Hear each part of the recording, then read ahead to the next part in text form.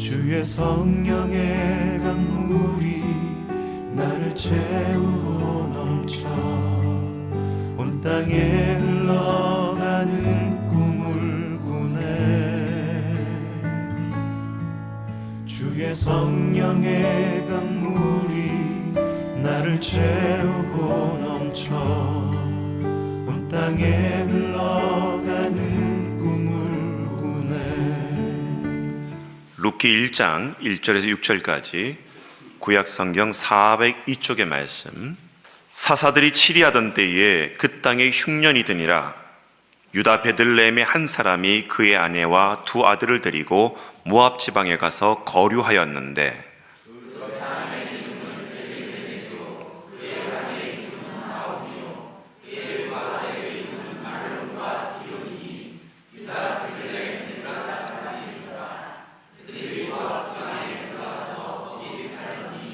나오미의 남편 엘리멜렉이 죽고 나오미와 그의 두 아들이 남았으며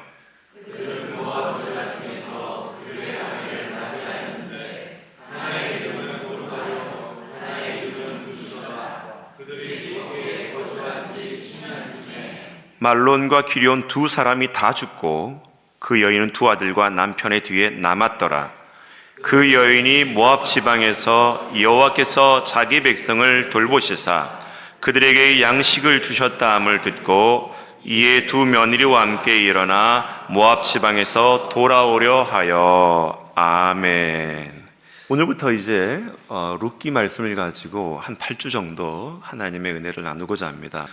2005년 당시에 일본에서는 커다란 재난사고가 벌어지게 되는데 그것이 열차 궤도 이탈 사건이었습니다.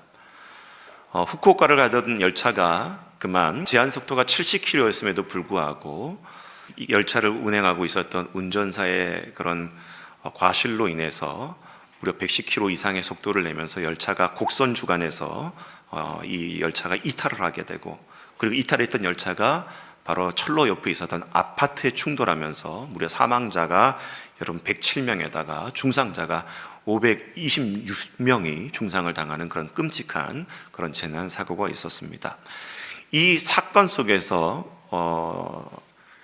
자기의 가족이 사망을 하게 됐던 아내와 또 사랑하는 여동생이 사망하게 됐었던 유가족 대표의 아사노란 인물이 또다시 일본 사회에 이런 커다란 재난과 끔찍한 일이 벌어지지 않도록 무려 10년 동안 정부와 기업을 상대로 이런 재난이 더 이상 발생하지 않도록 그 참사의 재난을 사회화시켜서 더 이상 이런 일들이 나타나지 않도록 고군분투했던 얘기가 그 마스모토 하지모라는 사람이 썼던 궤도 이탈이라는 책이 있습니다.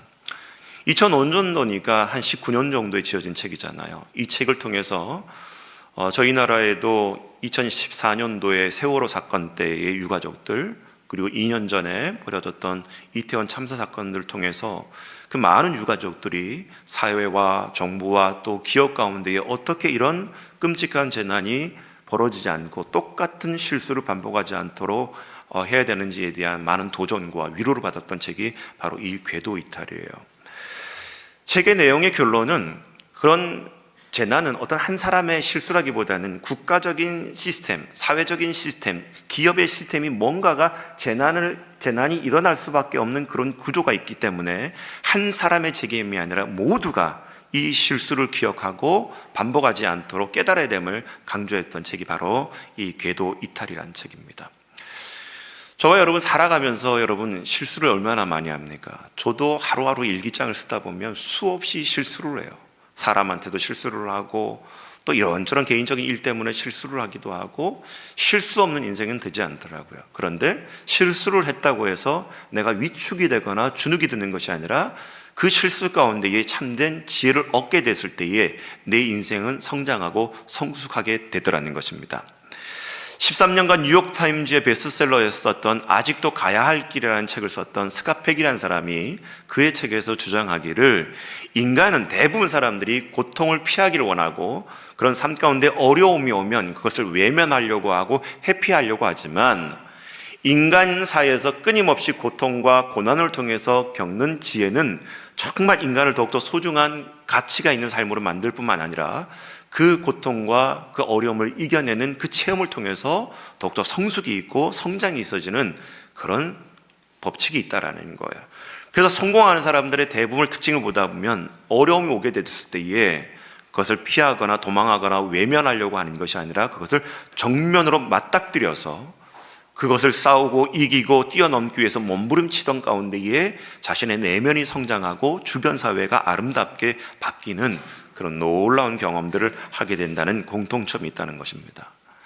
오늘 본문에 보다 보면 위기를 맞은 한 가정이 등장을 하게 됩니다. 삶의 고통에 문제가 찾아오자 이 고통을 자기들 나름대로 극복하려고 애를 쓰지만은 그 지혜로운 극복이 아니라 어리석은 판단을 하고 잘못된 길로 말미암아 그 가정이 내리막길 인생이 되어버린 가운데서도 하나님은 그 가정을 외면하지 않으시고 나름대로의 섭리 가운데 회복을 시키시는 이야기가 바로 오늘 룻기의 이야기라는 거예요.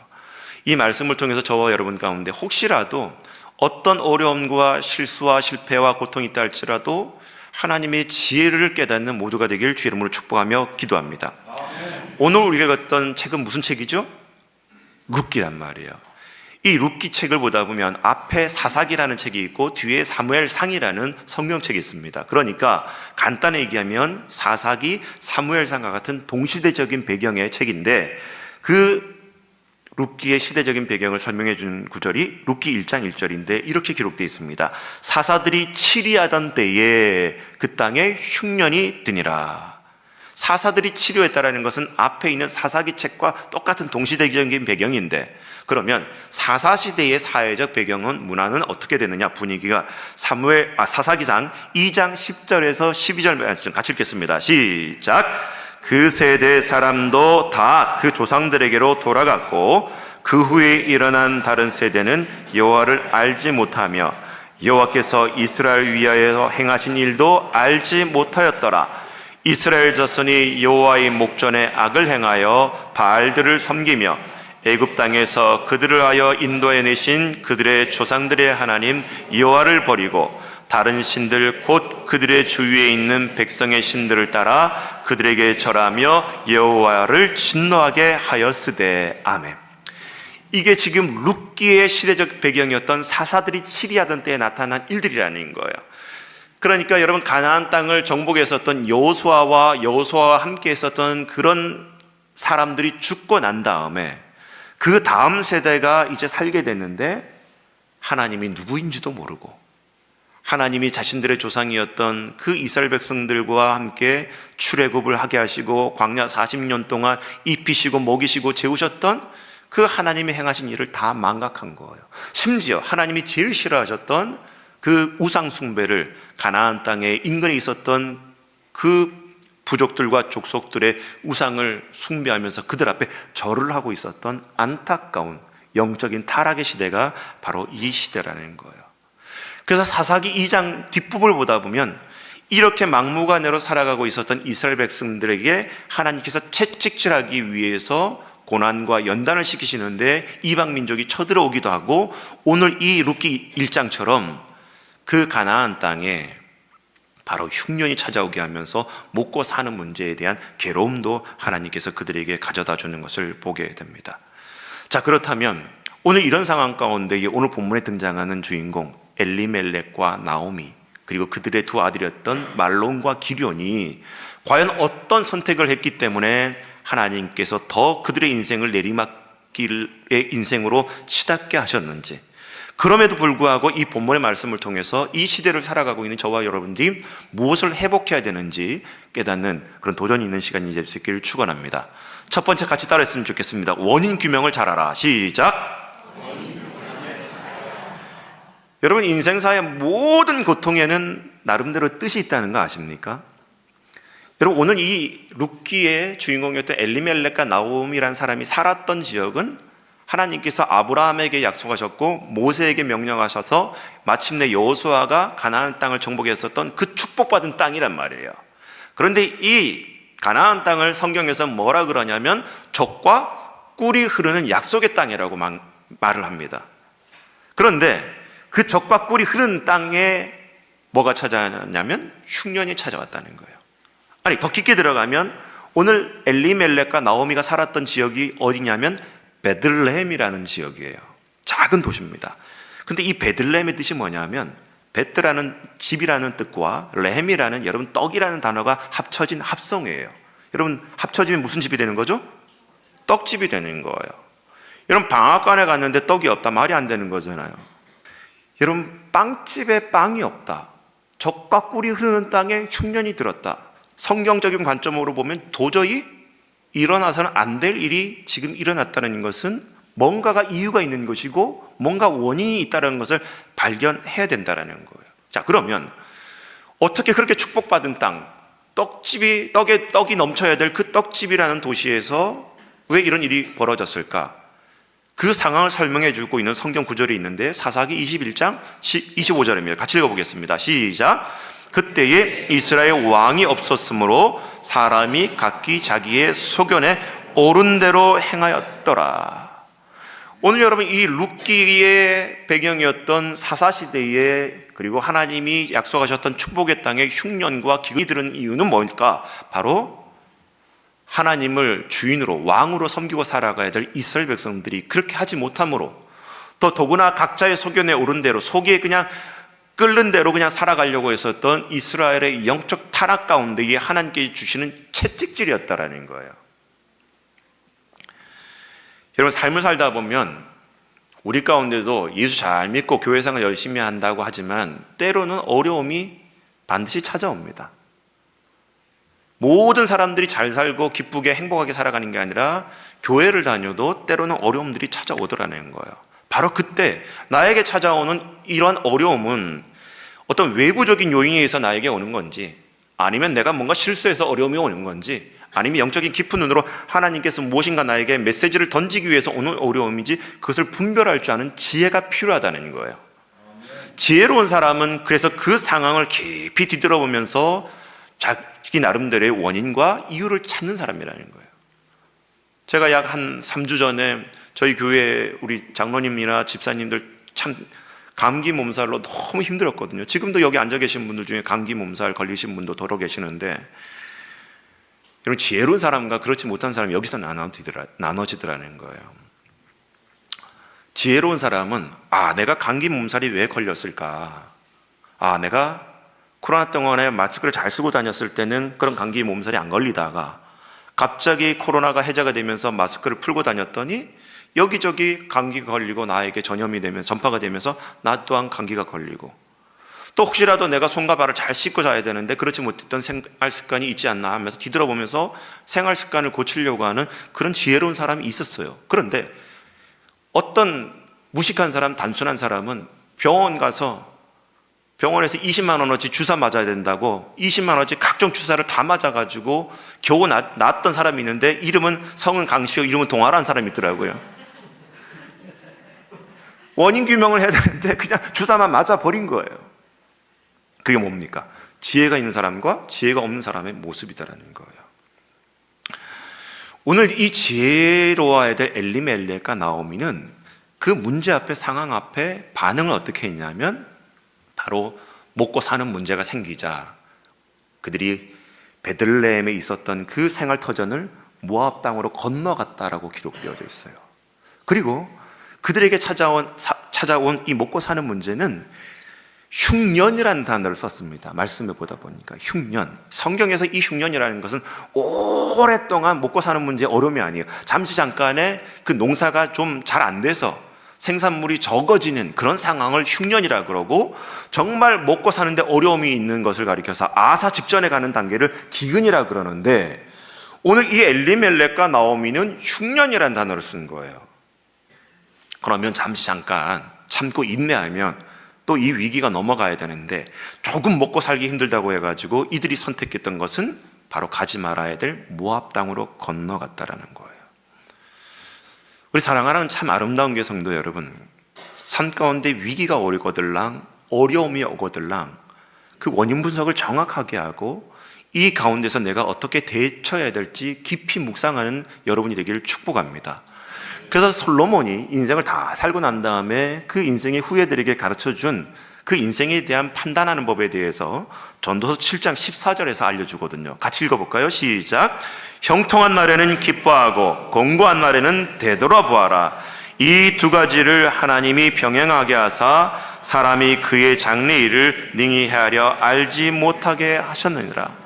형통한 날에는 감사하고 기뻐하라는 거예요. 그런데 공고한 날에는 여러분 좌절하고 포기하는 것이 아니라 뭐 하라고요? 뒤돌아보라는 거예요. 뭔가 어디서 문제가 잘못됐는지, 아니면 여기서 하나님께서 나를 향한 계획하신 것과 하나님의 뜻이 무엇인지를 뒤돌아볼 수 있는 그 묵상이 필요하다는 거예요. 기독교 유명한 변증가인 이 C.S. 루이스라는 사람은 이렇게 얘기를 합니다. 고통이라는 것은 귀먹은 세상을 깨우기 위한 하나님의 메가폰이다. 고통이라는 것은 귀먹은 세상을 깨우기 위한 하나님의 메가폰이다. 여러분, 이와 더불어서 하나님을 신뢰한다는 것이라는 책을 썼던 이 레리 크랩이라는 사람은 이 C.S. 루이스의 말을 인용해서 이렇게 얘기를 해요. 우리가 하나님을 알고자 하는 그런 열정과 그 열망보다, 노력보다 하나님의 열망과 하나님의 열정이 더 큰데, 그 어떤 열망과 열정이냐면 하나님이 인간에게 하나님을 알리고자 하는, 하나님 스스로 인간에게 알리고 나타내고자 하는 그 열망과 열정이 더 크다라는 거예요. 이해되십니까?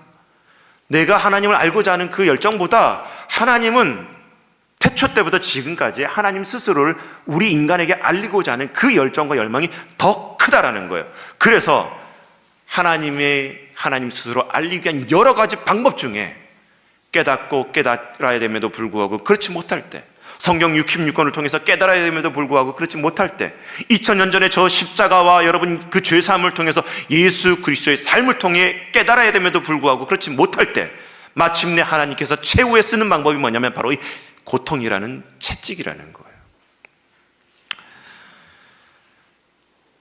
반면에 이런 지혜가 없이 어려움을 겪었던 가운데에 위젤이라는 사람이 있는데, 이 사람은 세계 2차 세계대전 당시에 자신의 동족 유대인들이 독일의 아우슈비츠 수용소에서 인간을 삶는 그런 가마솥에 자기의 동족들이 끌려가고 던져지는 것을 보고 나서 그가 그렇게 일기를 남깁니다. 내가 만약에 이 아우슈비츠 수용소에서 남는다면 나는 반드시 하나님을 재판장에 세울 것이다. 그리고 그 하나님은 피고가 될 것이고 나는 그 하나님을 고소하는 원고가 될 것이다. 하나님이 살아계시다면 하나님 앞에 특별한 제사장 나라로 부름받은 선민 이스라엘 백성들이 어떻게 이런 어려움을 겪게 할 수 있냐고 하면서 그 하나님을 반드시 법정에 고소하겠다라고 이 위젤은 그렇게 다짐을 합니다. 과연 여러분, 이 위젤이라는 사람은 어떻게 됐을까? 기록에 남아있지 않지만 그의 이 일기장을 통해서 그 상황과 환경 가운데 지혜롭지 못하게 대응했었던 그 모습을 볼 수가 있습니다. 사랑하는 우리 참 아름다운 교회 성도 여러분, 살다 보면 뜻하지 않은, 계획하지 않은, 또 바라지 않는 어려움이 오거들랑 하나님을 불평하거나 하나님을 원망하는 것이 아니라 이 상황 가운데에 내가 어떤 태도와 어떤 해석을 해야 될지 정말 잘 분별할 수 있는 모두가 되길 주의 이름으로 축복하며 기도합니다. 자, 그렇다면 여기서 한 가지 오늘 본문 말씀을 통해서 우리에게 도전해 보고자 합니다. 베들레헴에는 떡이 있었어야 됩니다.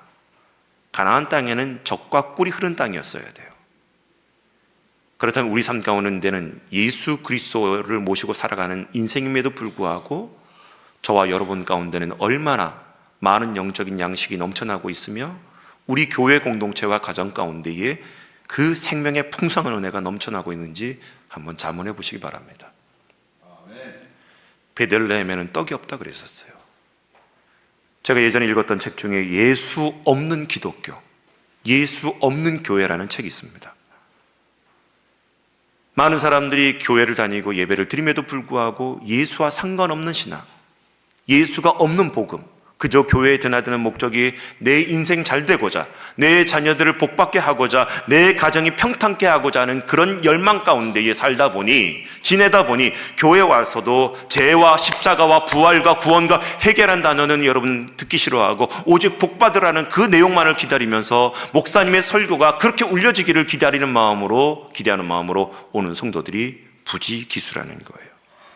교회 안에 복음을 잃어버린 지 오래가 됐습니다. 내 가정 가운데, 내 삶 가운데 죄와 십자가와 그 생명의 떡이신 예수 그리스도의 본질에 대해서 잃어버린 지 너무나 오래가 됐다라는 거예요. 여러분, 이 모습이 어찌 뒤돌아보면 베들레헴의 모습이었고, 여러분 그 가나안 땅의 이스라엘의 모습이지 않았겠습니까? 예수님께서는 요한복음 6장 35절에 오병이의 기적을 베풀고 나서 이런 말씀을 하십니다. 같이 읽어보겠습니다. 시작. 예수께서 이르시되 생명의 떡이니 내게 오는 자는 결코 줄이지 아니할 터이요 나를 믿는 자는 영원히 목마르지 아니하리라. 사랑하는 참아람던 교회 성도 여러분, 여러분을 배부르게 할 것은 저 세상의 것들이 아니라 영원한 생명의 떡이신 예수 그리스도임을 깨닫고 믿는 모두가 되기를 주의 이름으로 축복하며 기도합니다.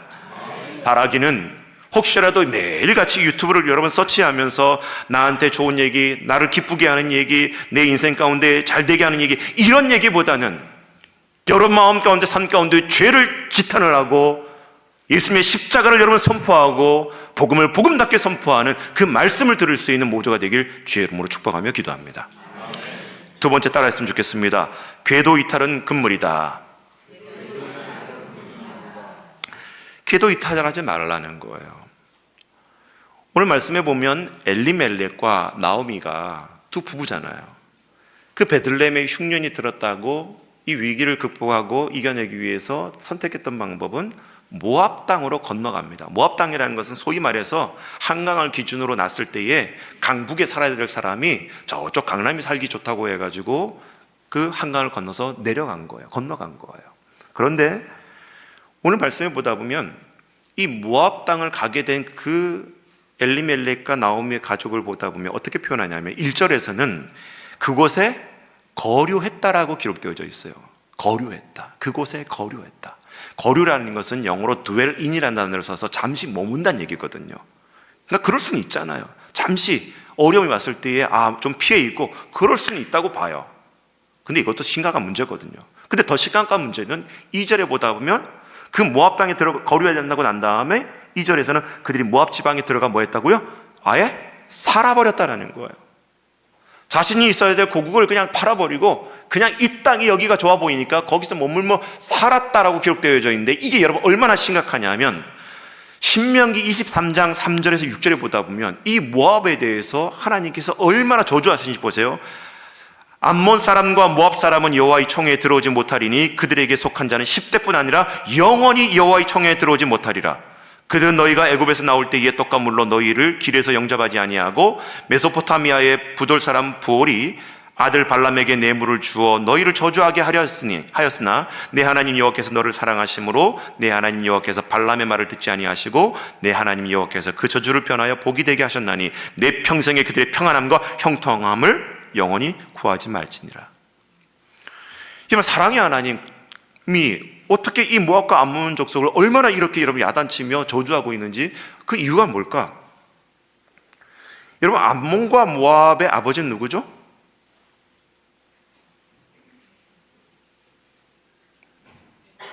에서예요?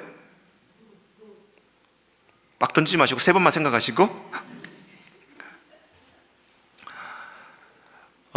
소돔과 고모라 성이 멸망했을 때에 그리고 누가 탈출하게 되죠?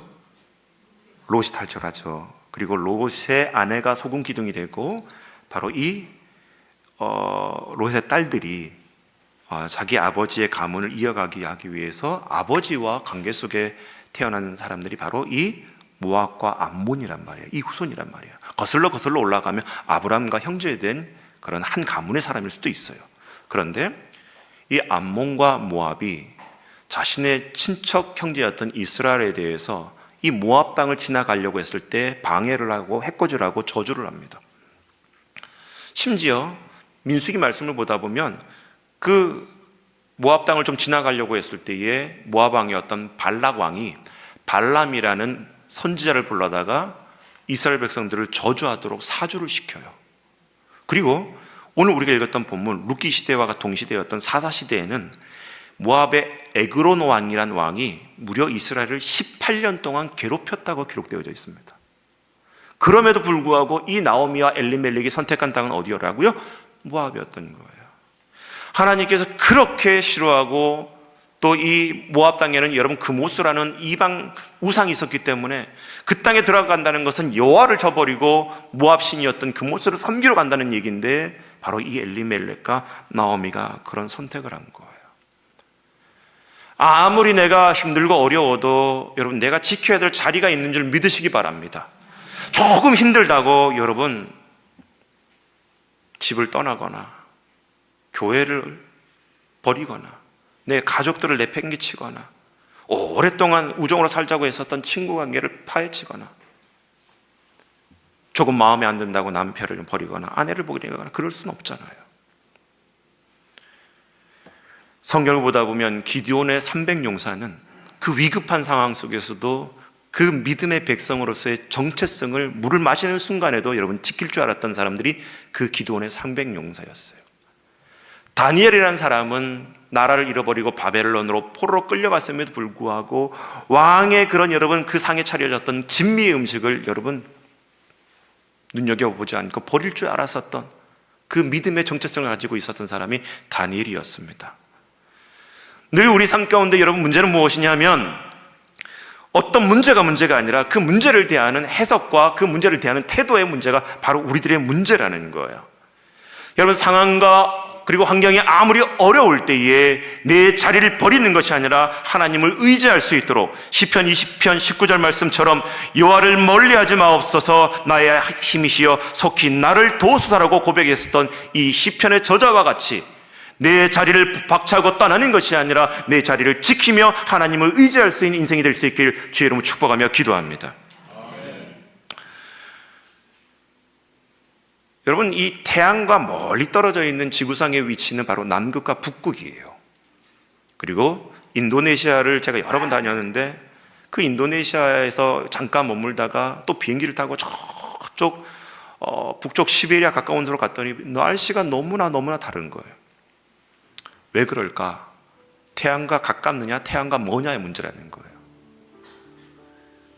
우리의 태양의 신 하나님과 더욱더 가까워진다면 우리의 인생은 늘 언제나 하나님 앞에 따뜻한 그런 온기로 보호되는 인생이 될 수 있지만 하나님과 점점 더 멀어진다면 우리의 인생은 점점 더 오늘 말씀처럼 흉년과 안타까움과 슬픔과 고통이 찾아오게 되는데, 저와 여러분들이 늘 언제나 하나님께 가까이 돌아갈 수 있는 인생이 되길 주의 이름으로 축복하며 기도합니다. 아멘. 세 번째 말씀을 통해서 같이 고백합니다. 실패를 통한 깨달음. 시작. 여러분 실패에도 깨달음이 있다라는 거예요. 실패에도. 우리가 읽었던 본문 중에 여러분 4절과 5절 말씀 같이 읽어보겠습니다. 시작. 그들은 모압 여자 중에서 그들의 아내를 맞이하였는데 하나의 이름은 오르바요 하나의 이름은 루시더라. 그들이 거기에 거주한 지 10년쯤에 말론과 기럧 두 사람이 다 죽고 그 여인은 두 아들과 남편이 뒤에 남았더라. 아멘. 여러분 보세요. 가지 말아야 될 그 모압 땅으로 건너갔던 나오미는 철저하게 실패한 인생이 돼버립니다.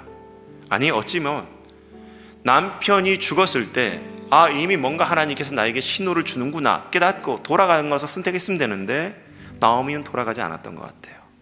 남편이 죽고 난 다음에도 나에게는 두 아들이 남아있다. 그리고 두 아들이 이곳에서 또 결혼했었던 모압 출신의 두 며느리들이 내 옆에 있다.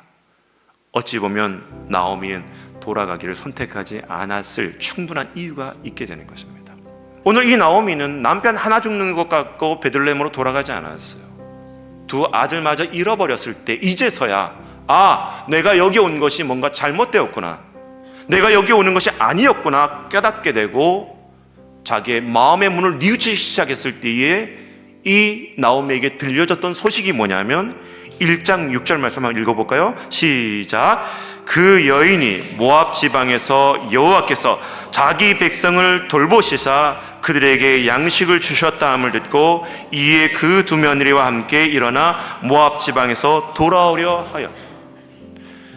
가진 것 다 잃어버리고 남편 잃어버리고 두 아들 잃어버리게 됐을 때의 절망 가운데 좌절 가운데 슬픔 가운데 있었던 이 나오미가 여기가 아니었구나라고 생각하는 순간 들려왔던 소식이 뭐냐면 자신이 떠났던 그 베들레헴의 그 풍성한 그 양식이 생겨나는데 그 앞에 구절이 중요해요. 누가 돌봤다고요?